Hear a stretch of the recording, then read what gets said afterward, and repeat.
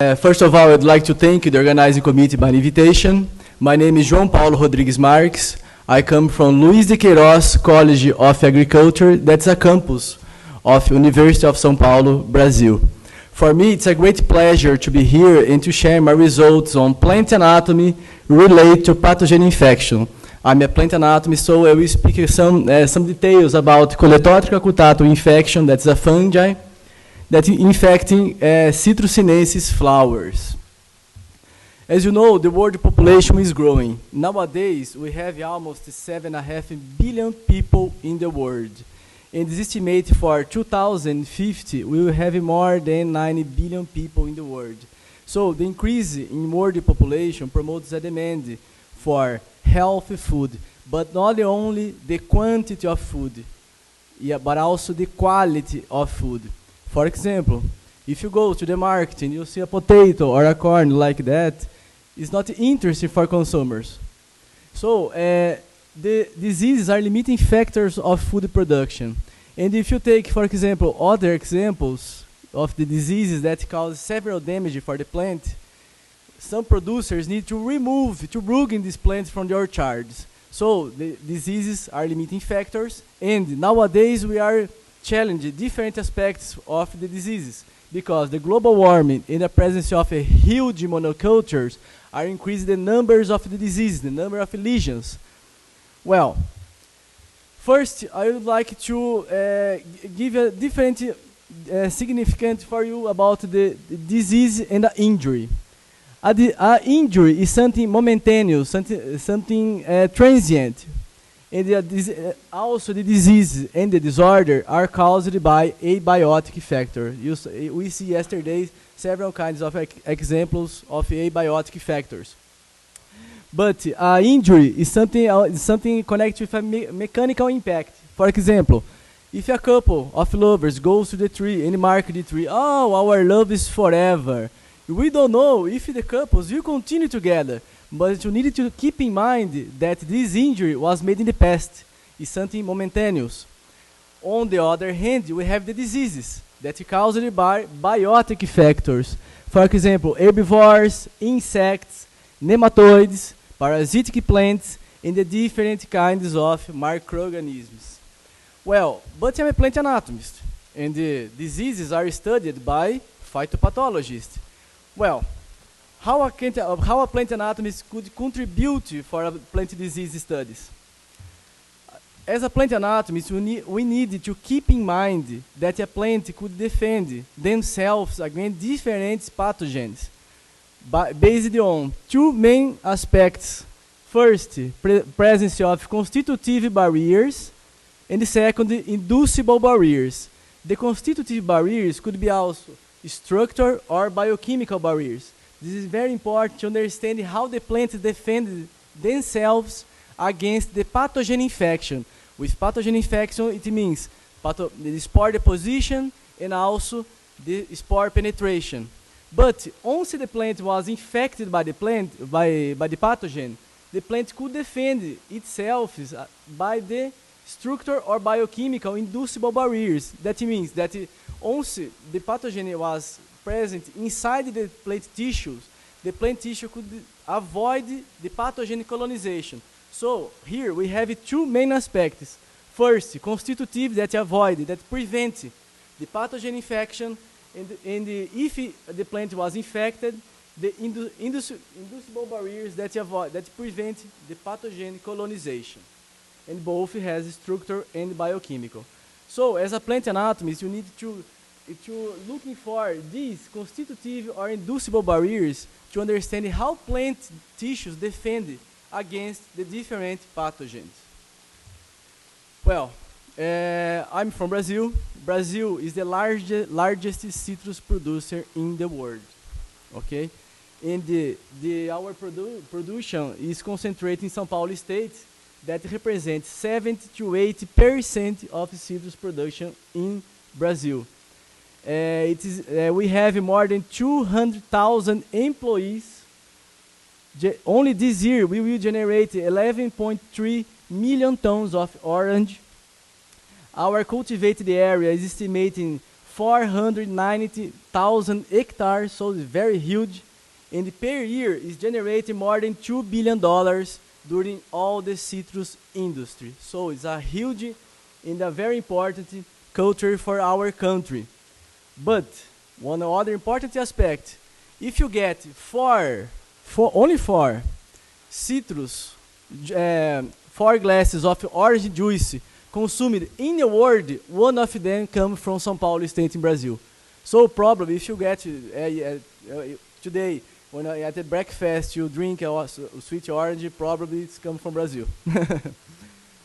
Well, the objective of my lecture today is to show you how a plant anatomy could interact with different knowledges. For example, to give some tools for constitutive barriers, understand the pathogen life cycle, produce new techniques to study the plant-pathogen interaction, and also give a feedback for epidemiology of the disease. The post-bloom fruit drop is a disease caused by a fungi named Coleoptera occultatum. The fungi produce some necrotic lesions on the petal surface.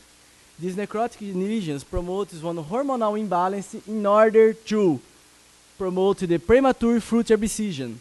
In favorable conditions, the disease induces the fruit abscission higher than 80%, so it's very important disease for Brazilian citrus producers. Well, the literature pointed out that floral buds smaller than 8 millimeters are resistant, and the floral buds higher than 8 millimeters are susceptible, but they don't know why. And the citrus producers start to spray fungicides since the first developmental stage of the floral buds.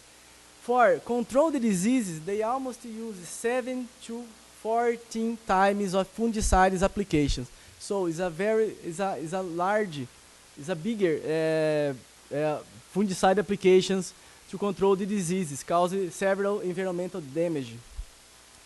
The pathogen life cycle starts when a petal, diseased petal, that presents a servulus, that's a fructification body. They produce the spores, and then the spores will fall down in some other petals or at the surface of the stigma, and then this occurs in the blooming season. In vegetative season, the spores are deposited in the surface of the leaves, and then the spore could germinate and then installed as a latent infection. There is any kind of colonization in the leaves, only at the petal. Well, we start to make some anatomical analysis to understand how the floral buds smaller than 8 millimeters, how and why they are resistant. So the floral buds smaller than 8 millimeters present petal tips overlaps. So there's one petal here, one petal here, petal here. And the papillated region of this part are close together. So this avoids the fungal penetration at this point. And here there is sepals that prevent the fungal penetration here. We also observed that mesophyll cells accumulate calcium oxalate crystals. And these calcium oxalate crystals are also accumulated by the substomatic chamber. Here there is an stomata. But these are structural constitutive barriers that can avoid the citrus pathogen infection. If you take the floral buds bigger than 8 millimeters, these characters are lost. So this can explain why the floral buds smaller than 8 millimeters could prevent the fungal infection. On the other hand, we observed that the oil cavity distribution concentration changes during all the floral bud development. So the floral buds smaller than 8 millimeters presents the oil cavity so close one each other. And when the floral buds develops, the oil cavity starts to spread, to separate, and form some spaces where the fungus can penetrate the floral buds. So this is a very important barrier. You can think, well, could be, but why oil cavity? So we analyzed two major compounds from the oil cavities of petals. the limolene and linalool. And we observed that linalool could inhibit 100% of fungal growth. So the compound that present here and the distribution of these oil cavities could in fact prevent the fungal penetration. So the citrus producers need to take in account to control the disease. And also we show that natural compounds that are already present in the plant could be used as a disease control. As a plant anatomist, we analyze different aspects of the disease, and we will show for the first time the pathogen life cycle using different kinds of techniques. For example, electron microscopy, scanning electron microscopy, and light microscopy. So we analyze the fungal penetration that could be both by stomata or direct penetration, the colonization of the tissue, and then the reproduction. There is a spore right here. But when you study plant-pathogen interaction, you need to understand that it's very difficult because sometimes the fungal not appear for you so easy. So we develop a new staining method to understand the fungal penetration and colonization.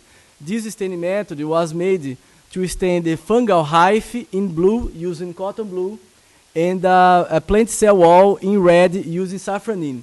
If you want more details about this new staining method, please get access to this paper or you can talk later.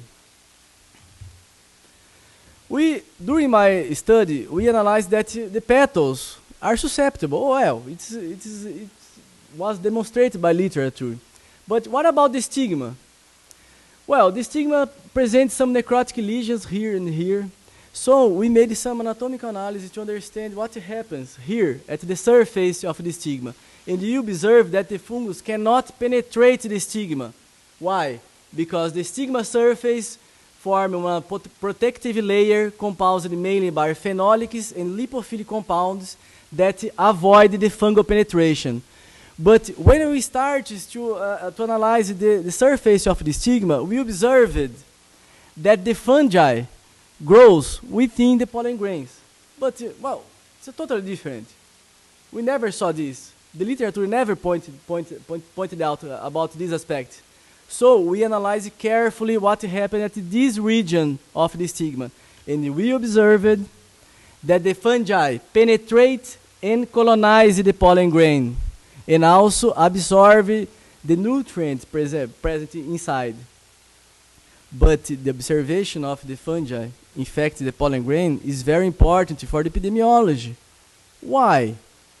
If a honeybee goes to an infected flower, and the infected flower presents the pollen grains infected by the fungi, the honeybee could carry on its body some pollen grains with the fungi and transport the disease to different flowers at the same plant or to different orchards.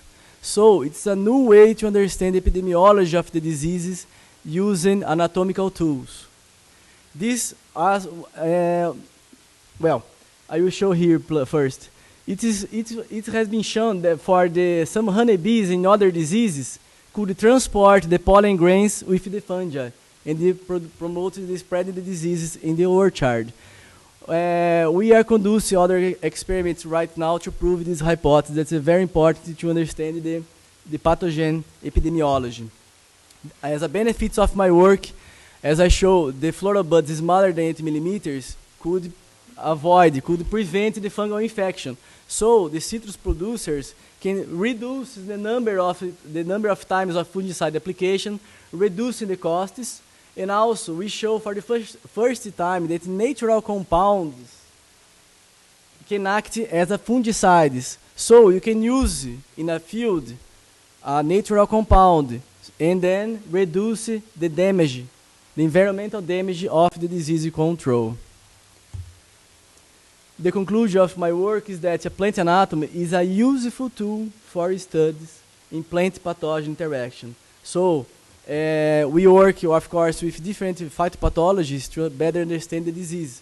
But plant anatomy is very important to understand different aspects of how the plant interacts with the pathogen, how the pathogen interacts with the plant, and also give some important aspects for the epidemiology of the disease. This is some pictures from where I come from, the Luiz de Queiroz College of Agriculture. It's a beautiful campus. I'm here, Piracicaba, near São Paulo State. If you want to go to Brazil, next year we will have the Olympic Games, so if you go to Brazil, feel free to ask me if you want to know more about my work or if you want to establish a partnership in the future. I'd like to thank you, Professor Beatriz Pesato da Glória, Professor Lília Morim, Professor Marcel Espósito, FAPESP by the financial support, and Fundecitrus by the technical support. Thank you all for the attention. If you have some questions, feel free to ask me.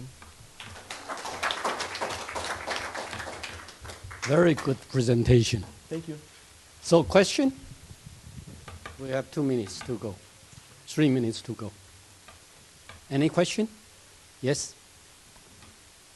You are from Brazil, right? Sorry? From Italy? No, from Brazil. Brazil, yeah. Yes, I work with citrus too. Excellent results. When you say that the linalool inhibited the growth of the fungus, it's very interesting. But look, if you analyze the flower and you inoculate the fungal, then we can see that the concentration of the linalool increase or no? You don't know about this? We don't have data about that. It's, I suppose that we need to study more these aspects, that inducible compounds that I mentioned at the beginning of the presentation, because sometimes every time that you're looking for some barriers that are already present, the plant is better to control the disease because don't cause damage in the environmental. Okay, you can discuss later because Okay, I said you that we work with the chemical profile Yes. of this fungus. Yes. Then we have some compounds from the fungus. Yes. We can use the same compound and we can see if the compound stimulate the plant to high concentration, to increase the concentration of some compound. Yes. And also try to use this in the field, I don't know, because it's probably cheaper than produce synthetic compound. Thank you. Okay, thank you. You can discuss during flying back to Brazil in the, in the airplane. One more question. So your terminology really describes very well that early infections do not happen. Later stages you have infection, and you correlate with some of those linoleum and other compounds. Yes. But if the infection happens later and it's on the pollens, how are you going to control the disease? Yes, this is an important aspect to control, to thinking about, because the study that we are trying to conduce is like that. We have the honeybees here, and one infected plant here, and the healthy plant there. And then the idea is that the honeybee goes there, take the pollen in its body, and then transport the fungi for the others. But this is very complicated to thinking about how you can control the honeybee, because the cross-pollination is the major. My question is not directed. How are you going to control the disease in the pollens? Yes. If that is the... No, good question, of course. Good question. I saw that some papers works on some Chinese guys that work from some fungi that colonize the pollen grains but do not cause the diseases. But these fungus can produce some fungicides for the fungus that wants to spread for the field. So it's difficult to know how we can control this, but as I showed, it's a very important disease for our production. Thank you. Okay, one more short question. Yeah. Pathogens. What about other, say, bacterial infections or something that is transported through either wounding or from roots or something like that? Yes, I work with plant pathogen interactions, so I study different kinds of disease in Brazil. For example, greening and the CTV that you show. But we work to try to looking for some defensive barriers in the plant tissue against the different pathogens. this idea about epidemiology, well, it's we never looking for this, and then this appear for us in the way that you need to thinking about. About bacteria, you mean about the bacteria colonization? No. Yes, but this is very difficult because here is not systemic pathogen. It's isolated in the petals. If you take a bacteria, for example, greening, that's very difficult to control because once the insect feeding in the young leaves, we have problems to know how the bacteria transport it throughout the plant, and the plant perceive the presence of bacteria, but they know a response in time to avoid the infection. So it's a molecular mechanism that you need to better understand right now. Okay, thank you.